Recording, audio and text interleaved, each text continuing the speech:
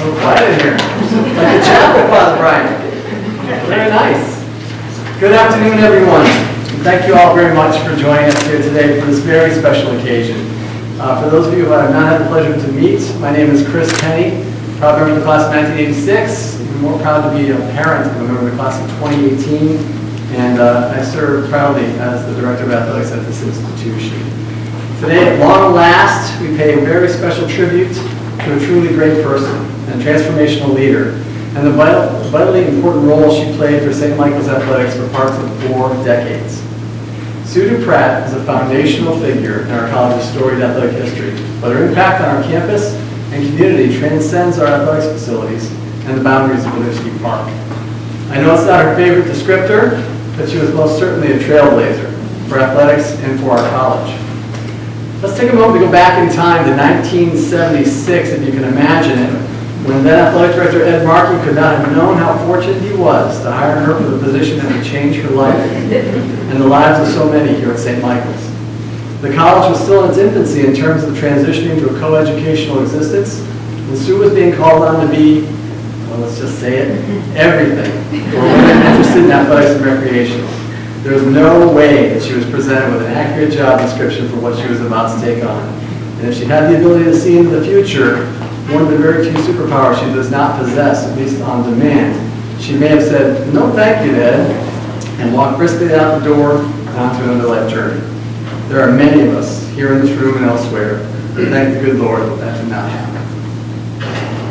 Now, there are 3 very distinguished alumni following me in our lineup today who are shining examples of Sue's impact and influence for young women as a coach and mentor, but I'm well equipped to speak to her influence as an administrator and colleague. I had the great privilege of working closely with Sue for 16 years, first as the sports information director, and then in different administrative capacities as my responsibilities changed. Time with Sue was a living, breathing masterclass. Among the many lessons she taught, by example, what it means to embrace your vocation, the challenges, thrills, heartbreaks, victories, and all. How to multitask an impossible list of responsibilities with grace and humor. What it means to be a servant leader. How essential it is to maintain a kids first always philosophy in this work. How to advocate fiercely with heat when necessary and always with respect at the same time. The critical importance of maintaining perspective and reflecting before responding. How to be there for someone in just the right way, just when they need it the most. How to work with purpose and intention. The awesome power of a handwritten note. The importance of always remembering where you came from. How to treat people. The people you work with, your opponents, your team, your supporters, your adversaries, your officials, your leaders, and your loved ones. The critical importance of having a sense of humor and never taking yourself too seriously. And the absolute importance of family, those you're related to and those whose bonds have formed in other special and meaningful ways. I was fortunate to have a great seat to watch Sue in action as a coach and as an administrator, and that's what excites me so much about this naming opportunity for her. See, many people know about Sue's great career as a coach. She won over 375 games in her college coaching career, and her team's successes are well documented in media clippings in our athletic communications archives. She's a member of 5 halls of fame, for goodness sake. There are many people there each time to witness her work with her teams. However, I offer that she fought many more critically important battles, armed with fewer resources as an administrator during her career at St. Michael's. In the very room that will now bear her name and many others like it, Sue was all in and recorded many important victories that benefited countless students and colleagues with no fanfare. Almost always, our students and staff would never know the extent of Sue's efforts, the levels of preparation and execution she employed, and the toll it would sometimes take on her while advocating successfully on their behalf. She extinguished countless fires before they started smoking. She was a very dangerous combination, a woman with a gigantic heart and seemingly unending capacity to love and care, yet also incredibly smart, quick, passionate, and determined. So if you're representing an opposing position on an issue of importance or fairness to our students or staff, you better bring your A game to that meeting, because Coach Sue is going to be ready for you and well prepared. That's why I'm so excited about today. Naming this transformed room in her honor and establishing this fund in her name that provides leadership and professional development opportunities for women athletes and staff is a very meaningful way for us to forever recognize her tireless efforts, her great works, and her core values.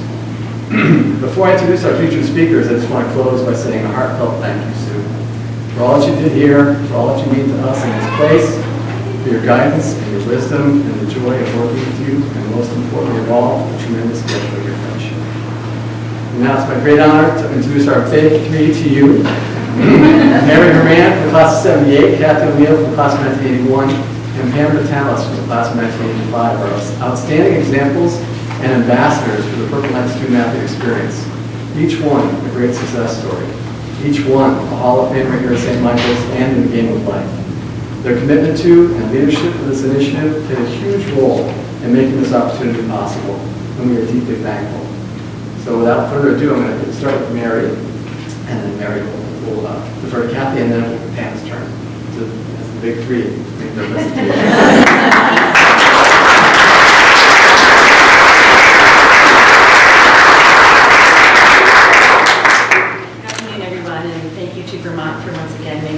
It's a beautiful day. I'm always a little schizophrenic. I live on the West Coast, but whenever I come out here, it does feel like fall.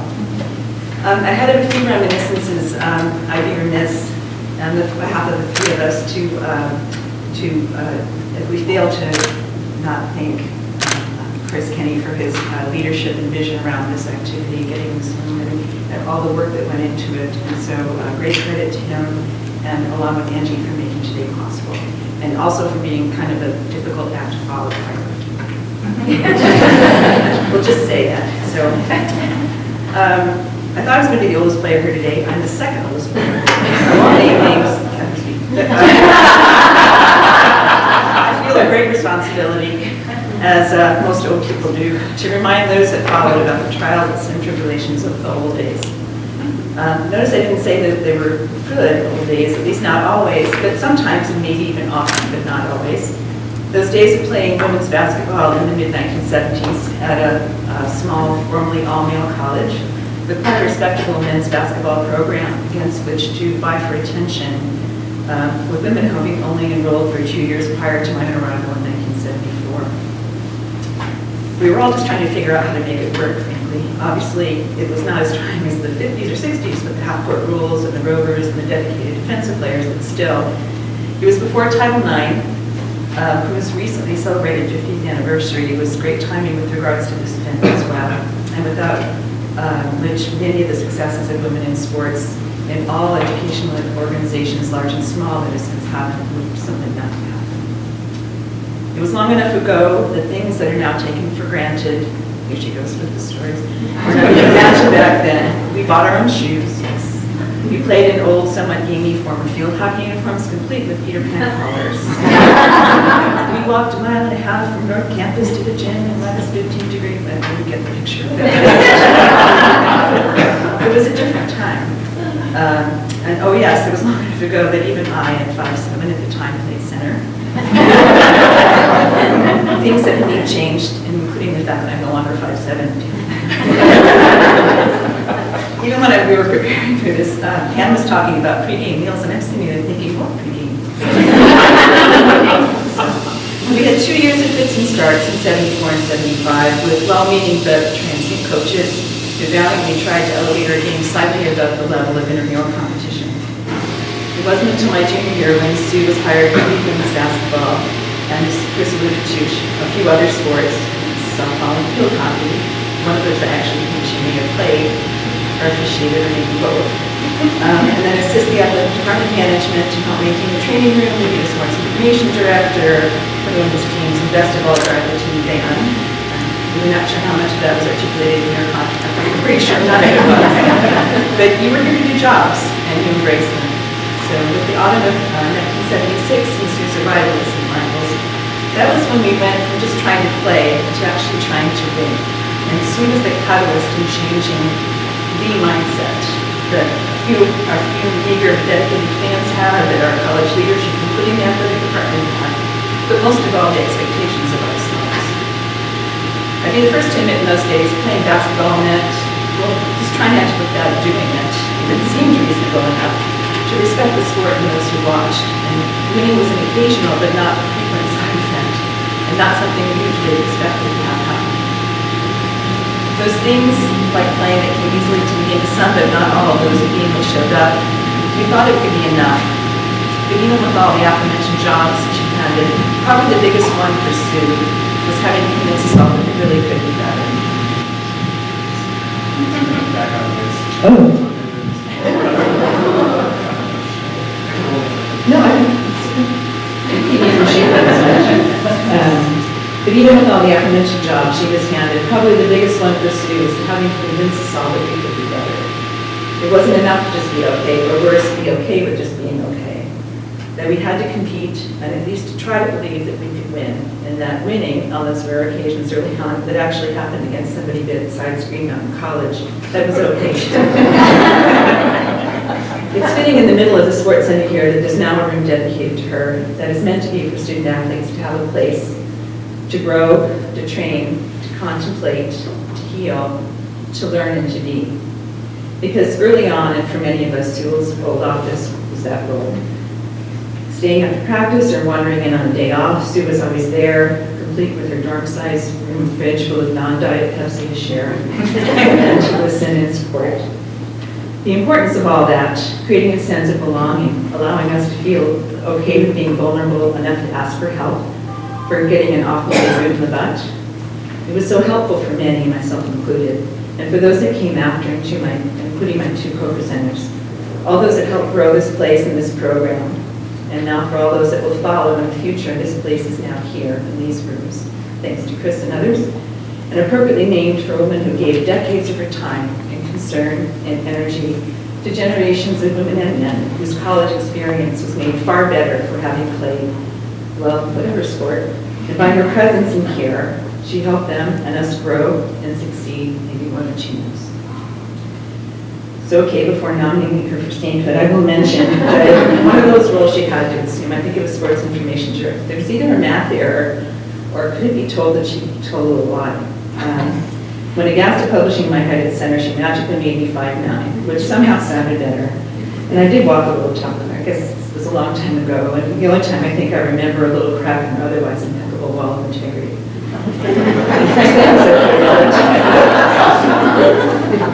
Looking back, I'd like to think that having some meager success with our now aged group led the way for the Title IX generation to want to come here to St. Mike's.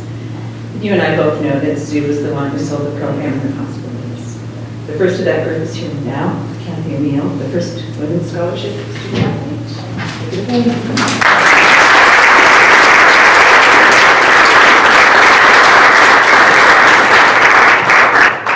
Thanks, Mary. The next chapter of Sue's tenure continued to move women's athletics forward, and I was fortunate enough to be a part of it. It's hard to sum up the next 8 years playing and coaching for Sue in the additional 37 years where I've reached out to Sue for advice and counsel, or perhaps all you need to do is look around at the women and men in this room to understand her influence. She's a brilliant communicator. She had a way of explaining her ideas in unique ways. She had the ability to give us constructive criticism without tearing us down, while using humor and support in ways that meant we did not want to disappoint her. Some of us remember many of the oft-referred to Sueisms. The first that comes to mind was, life isn't a bowl of cherries. Sue would use this to let us know that all of us face difficult situations and we shouldn't feel sorry for ourselves. One day early in basketball season, Morphin, my teammate, co-first women's athletic scholarship recipient and a character, with an emphasis on character, and I got called into Ed Markey's office. He wasn't happy with something. I was trying to figure out why I was part of the we being summoned. I thought things were okay. I was learning and growing athletically, academically, and personally in my own college career. Actually, life was a bowl of cherries for me. Sue met us as we were walking out, and her first comment was, you know, life isn't a bowl of cherries. At that point, I realized all of this was not so much about me. It was about us. Maura and I, and all of us, shared in this responsibility to grow our teams. We were responsible for each other, and we had to trust that Sue was leading us in the right direction. Another frequent Sueism had to do with Arthur Murray footsteps. She used this phrase to let us know that there might be a variety of ways of accomplishing a task, or there may be a time when we all needed to be rowing in the same direction. I was going through a defensive drill at the other end of the court with one of our assistants. Honestly, I believe we were having a disagreement about my positioning on defense. Sue had to come down to quiet our discussion. She said, there are times when you need to follow Arthur Murray footsteps, and times when it is wise to avoid him. It is best to understand the difference.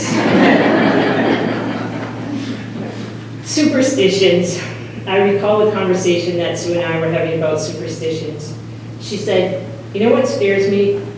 Is that when I die and go to heaven, God is going to tell me, the color of your underwear really does make the difference in you winning or losing.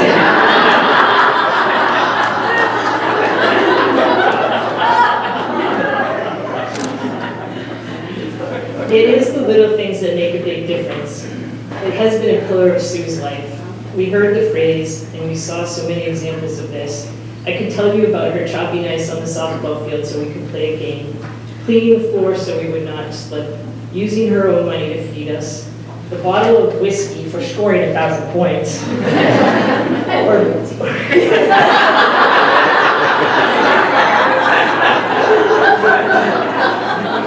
There's a story behind that, but I won't.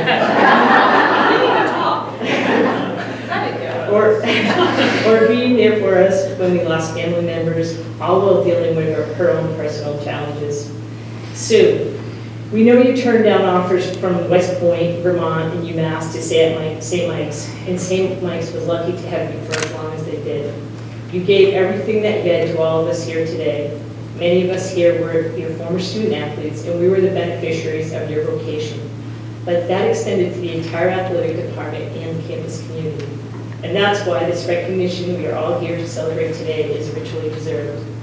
In closing, I'd like to share the text you sent when you learned about this honor.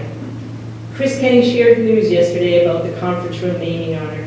I am moved beyond words. It means the world to me. And the best part, I didn't have to die first.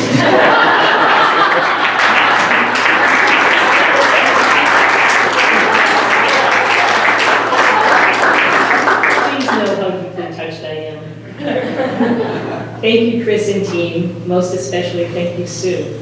I hope you understand the impact that you have had on all of us. Pam, it's all yours.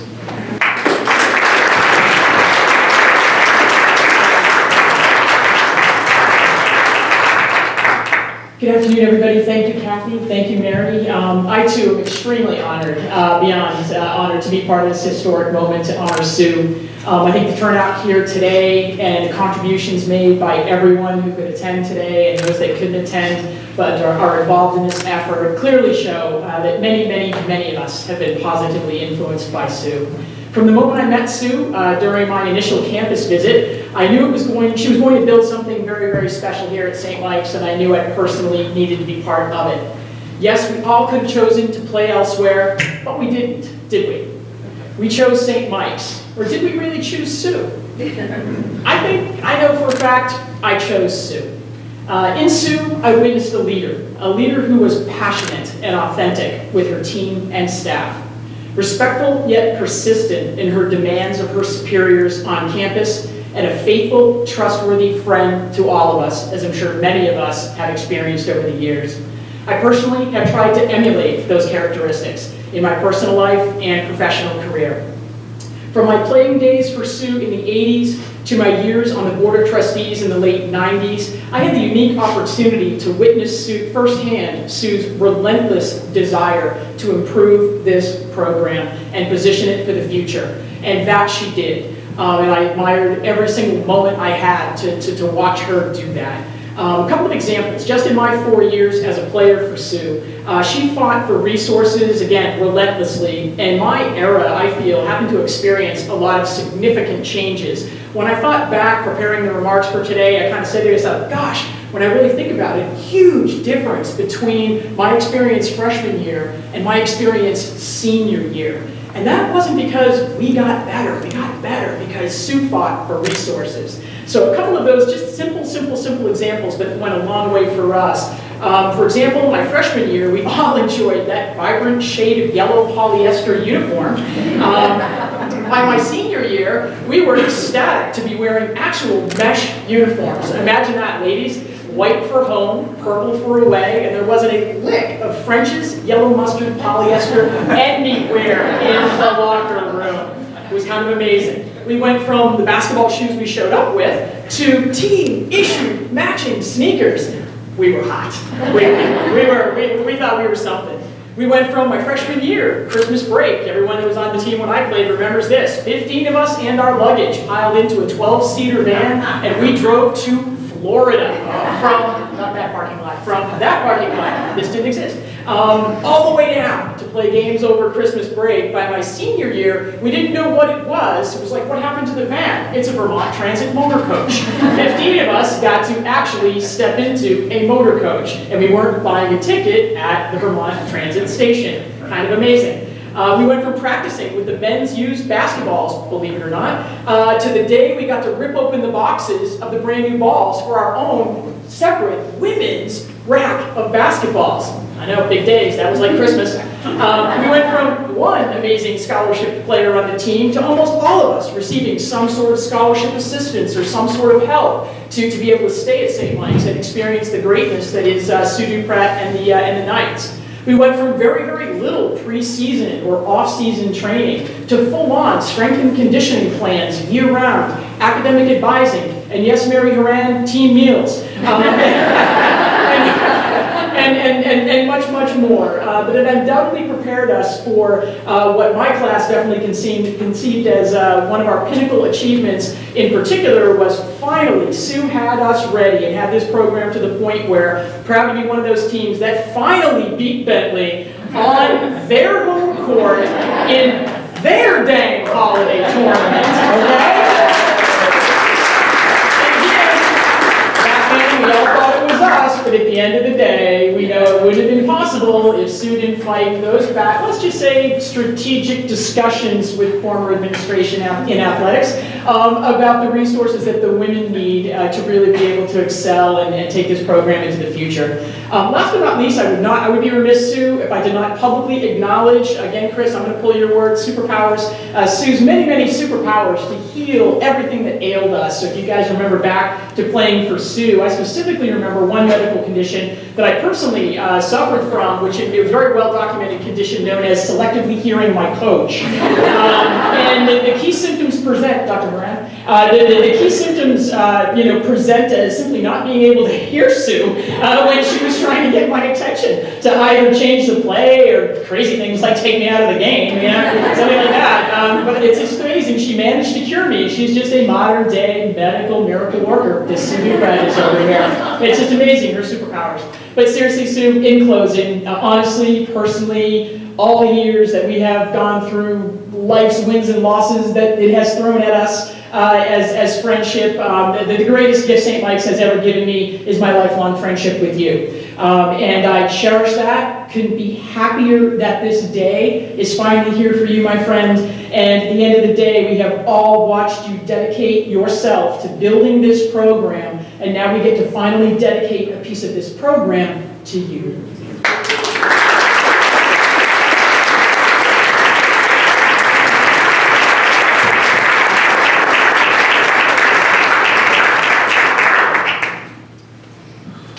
Well done. Thank you very much, Mary, Kathy, and Pam. It's good to be the lineup builder because you know where to put yourself and protect yourself from folks like this. And all of you. Thank you so much. It was wonderful. We're very proud and so grateful to be able to announce at this event that we have surpassed the fundraising goal for this naming opportunity, with the total raise now exceeding $62,000.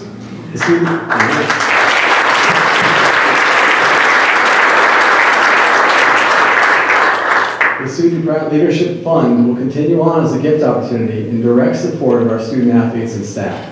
Our deep thanks and appreciation to the three of you and the many others who made gifts in support of this great initiative. Now, having shared that very good news, it is now my great privilege and pleasure to invite our guest of honor to the podium. Ladies and gentlemen, the great Sue Duprat.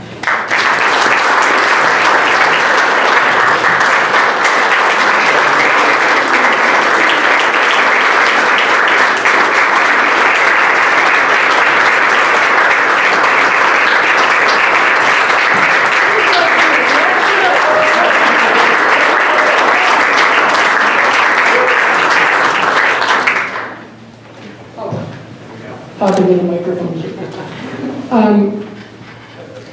I thought I had something I was going to say, and then I saw people start coming in. And you frickin' didn't stop. So I may ramble a tiny bit. But before I say some of the remarks that I really want to say, I want to be a little more clear about Pammy's medical condition.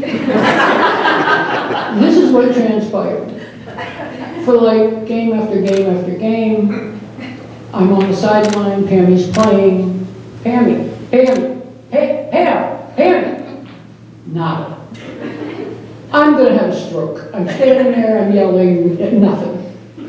So before a game, I call her over. Pam, I know that you're just not hearing me. She was Coach, well, I said, and I understand that. So I think I've got a solution. I'm going to say your name once, and if you don't hear me, I'm going to send a sub for you, and then I'll tell you what I want. She said, Coach, my hearing just improved.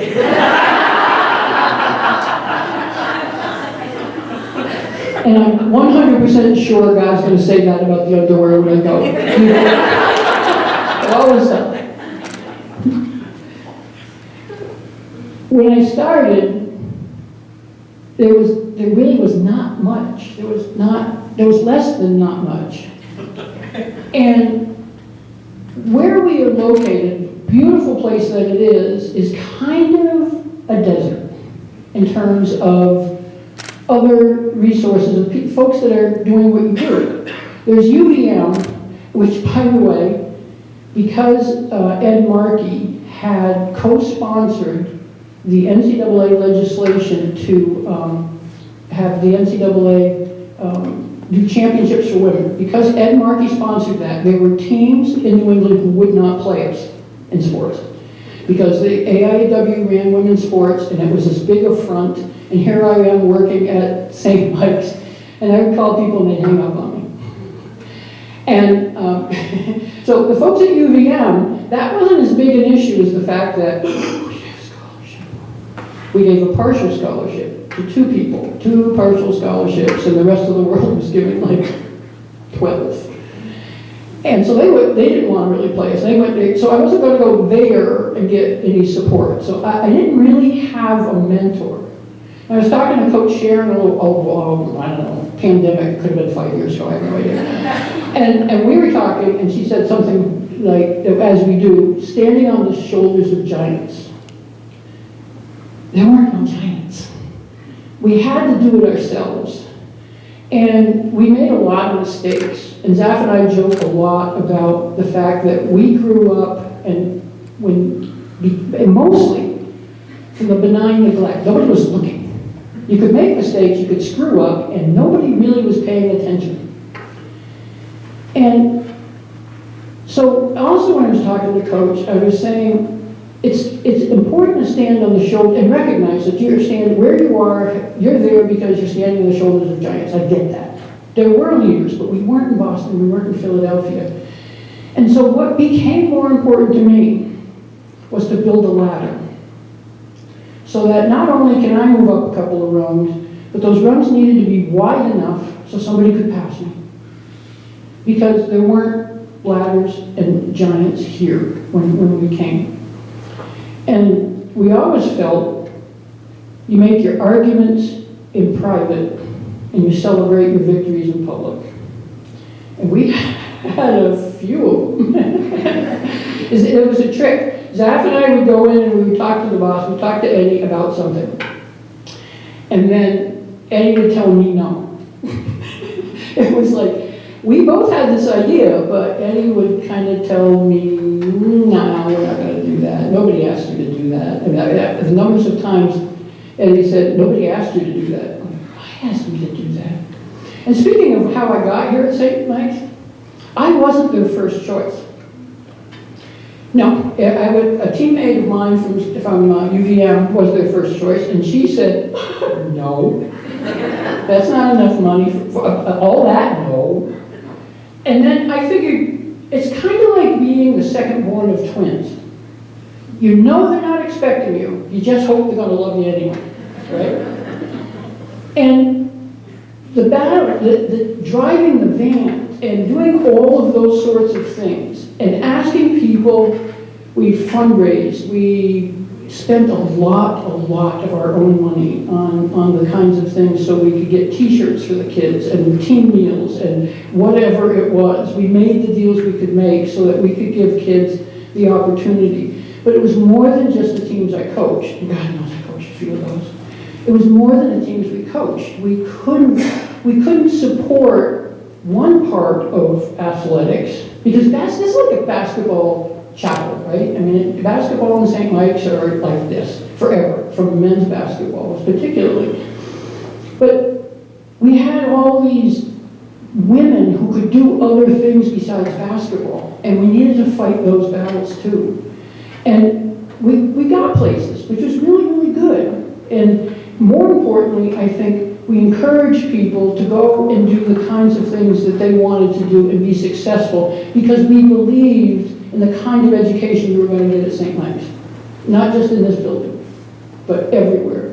With a school that takes to heart its commitment, its obligation to care. And that was why it was so easy to say no to all those other places where I could have gone and just coached basketball. It was so easy to say no and stay home. You know, while I quote him all the time, but Emerson says that the goal, the object of life is not to be happy. It is to be useful. It is to be honorable. It is to be competent and compassionate. And to have it make some difference that you have lived and lived well. And that's what we try to instill in our folks and the people around us. We committed to hiring women to coach women. We committed to fighting the battle every day to stop calling us girls, to fight the battle every day to not be basketball and women's basketball. And then they changed it to varsity basketball and women's basketball. Oh, you know, my mother always told me that I was not smart enough to hold a grudge. That serves one well when you're working in a previously all-male institution and you're trying to help change things. But we don't do it. I don't do it. You did it, and you did it, and you did it, and all of you did it. Because we're just the person that gets yelled at if we lose. You do it, and you learn, and you're mad at me because I didn't play you enough, and you're mad at me because of something, but you grow and you forget those things. You don't really, except for Pammy and Bentley, you don't really remember you don't remember wins and losses. You remember the people that you met. I remember the hugs. And I'm not a hugger. I hate hugging. But I remember the hugs. The hugs when you win. The hugs when you lose. The hugs when there's you love and you love all of them. When they lose someone in their family unexpectedly or expectedly. When they lose a job. When their parents don't understand them. The hugs. The hugs that you hug people so hard that you hope their broken heart will go back together again. And you hope, just hope, they will remember some of that. Now, Thomas Jefferson said, I find as I grow older that I love those most whom I loved first. Sorry, Thomas. I find as I grow older, I love those most who love me back. Thank you, St. Michael's, for loving me back.